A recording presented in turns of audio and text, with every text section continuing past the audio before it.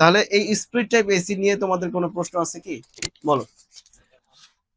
গরম বাতাসটা এটা, গরমটা রুমের গরমটা এটা টাইনা নেয়, হ্যাঁ। আবার এটাই কি ঠান্ডাটা ছেড়ে দেয় না আচ্ছা, না নিচে? তাইলে গরম নিচে কেন গরম হয়? কেন গরম হয় এটার উত্তর বাকিরা সবাই জানে, তাই না?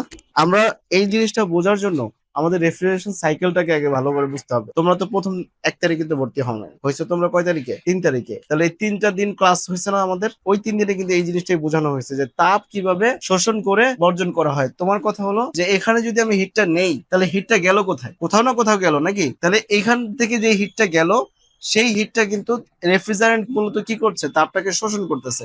এই রেফ্রিজারেন্ট বা হিমায়ক, ওর মূল কাজ হলো তাপ পরিবহন করা। তাপ কি করা? পরিবহন করা। তাহলে ও কি করছে? এখান থেকে তাপ শোষণ করতেছে, তাপ শোষণ করে সেই তাপটাকে কি করতেছে? সে পরিবহন করে ভিতর দিয়ে নিয়ে যাচ্ছে। এখানে যখন কম্প্রেসর যখন উচ্চ চাপ প্রয়োগ করতেছে, উচ্চ চাপের ফলে তাপ উৎপন্ন হচ্ছে, এবং তাপ এবং কন্ডেন্সার কন্ট্রোল ডিভাইসে যখন বাধা সৃষ্টি হচ্ছে, কন্ডেন্সারের ভিতরে একটা প্রেসার তৈরি হয়েছে না? প্রেসারের ফলে, হাই প্রেসারের ফলে এখানে কিন্তু উচ্চ চাপ, চাপের ফলে উচ্চ তাপও সৃষ্টি হয়েছে, তাই না? তাহলে সেই তাপটা কি করলো? ফ্যানের মাধ্যমে বের করে দিল। তাহলে এদিক দিয়ে তাপটাকে কি করলো? বের করে দিল। আর এদিক দিয়ে তাপটা কি করলো? শোষণ করলো। তাহলে এদিক দিয়ে তাপ শোষণ করছে, কিন্তু এদিক দিয়ে তাপ বের করে দিল। তাপ কি মূলত রেফ্রিজারেশন সিস্টেম ছাড়া ধরা যায়? মানে আমি তাপটাকে ধরে এই প্রান্ত থেকে ওই বাইরে ফেলে দিলাম, এটা কি সম্ভব? এটা কি কখনোই সম্ভব? সম্ভব না। তাহলে মূলত কি, যে তাপটাকে শোষণ করে তোমার তাপটাকে বর্জন করে। এই যে এই অ্যানিমেশন ভিডিওটাতে একটু লক্ষ্য করবা যে তাপ, এখানে যে তাপমাত্রা গুলো লেখা থাকে সেগুলো একটু বোঝার চেষ্টা করো, দেখলে তোমরা বুঝতে পারবা। তোমাদের কি কোনো প্রশ্ন আছে আর? আমাদের ক্যামেরার পিছনে স্টুডেন্ট আছে, বলো কি প্রশ্ন? ভিতরে যাই বলি। না, বলো তুমি।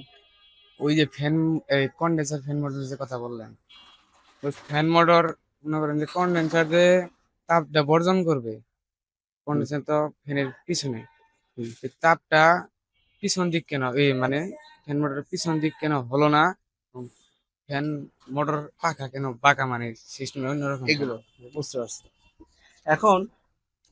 আচ্ছা, ও সুন্দর প্রশ্ন করছে যে এই কন্ডেন্সারটা ফ্যানের পিছনে কেন, তাই না?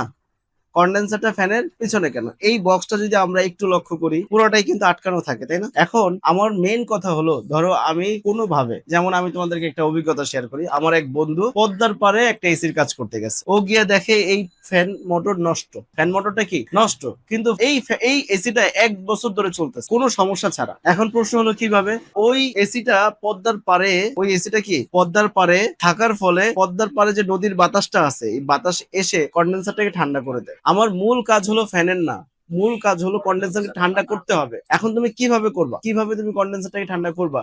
তুমি ফ্যান দাও না, পানি দিছো, হবে না? হবে, কিন্তু পানি এখানে কাস্টমারের বাসার জন্য সহজলভ্য না। কন্ডেন্সার পানির মাধ্যমে ঠান্ডা হয় এমন টাইপের কন্ডেন্সারও আছে, যেমন তোমার ইয়েতে কি বলে এটাকে, কোল্ড স্টোরেজে, তারপর হলো বরফ কলে, সেই ধরনের কন্ডেন্সার গুলো ব্যবহার করে থাকে। মূল মূল কাজটা কি? আমার তাপটাকে অপসারণ করতে হবে। আরেকটা প্রশ্ন, সাইজ কি বেশি থাকে? কোনটা?